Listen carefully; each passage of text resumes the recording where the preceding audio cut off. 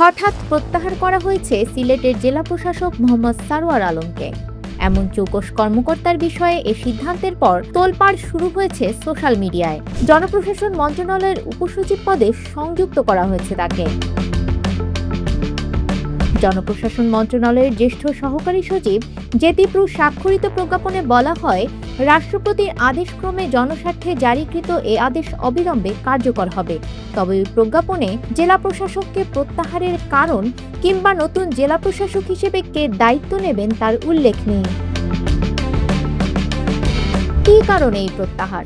প্রশাসনিক ও রাজনৈতিক একটি সূত্র দাবি করেছে, সিলেটে দায়িত্ব পালনকালে নানা ঘটনায় আলোচিত ছিলেন সারোয়ার আলম। সম্প্রতি হযরত শাহজালাল রাদিয়াল্লাহু আনহু ও হযরত শাহপরান রাদিয়াল্লাহু আনহু-এর মাজার ইস্যুতে জেলা প্রশাসকের কিছু উদ্যোগ আলোচিত সমালোচিত হয়। জানা গেছে, 12 জুন হযরত শাহজালাল রাদিয়াল্লাহু আনহু ও হযরত শাহপরান রাদিয়াল্লাহু আনহু-এর মাজার পরিদর্শনে যান সারোয়ার আলম।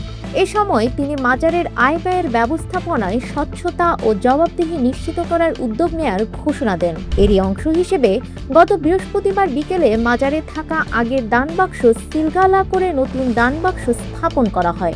পাশাপাশি মাজারে মানুষের দানের অর্থ রাখার জন্য থাকা ঐতিহাসিক 3টি দানের ডেস্ক সিলগালা করা হয়। এই ঘটনার পর জেলা প্রশাসকের পক্ষে বিপক্ষে বিস্তর আলোচনা সমালোচনা তৈরি হয়। কেউ জেলা প্রশাসকের উদ্যোগকে ইতিবাচক হিসেবে অভিহিত করেন, আবার প্রশাসনের ব্যবস্থাপনায় দানবাক্স স্থাপনের বিষয়ে অনেকেই ক্ষোভ প্রকাশ করেন।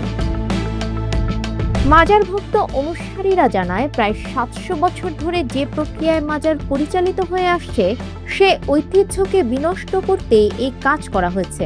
যে প্রক্রিয়ার মধ্য দিয়ে দানবাক্সে সিলগালা করা হয়েছে, এটা মোটেও সঠিক পদ্ধতি নয়। এটা মাজার ও অলি আউলিয়া বিরোধী কর্মকাণ্ড।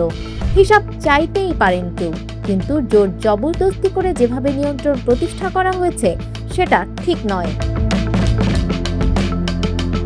গত বছরের 18 আগস্ট সিলেটের ডিসি হিসেবে নিয়োগ পান সারোয়ার আলম। এর আগে তিনি প্রবাসী কল্যাণ ও বৈদেশিক কর্মসংস্থান মন্ত্রণালয়ের উপদেষ্টা আসিফ নজরুলের একান্ত সচিবের দায়িত্বে ছিলেন। সিলেটের সাদা পাথর লুট ও চুরির ঘটনা নিয়ে ব্যাপক আলোচনা সমালোচনার মধ্যে তখন জেলা প্রশাসক পর্যায়ে এই পরিবর্তন আনা হয়েছিল।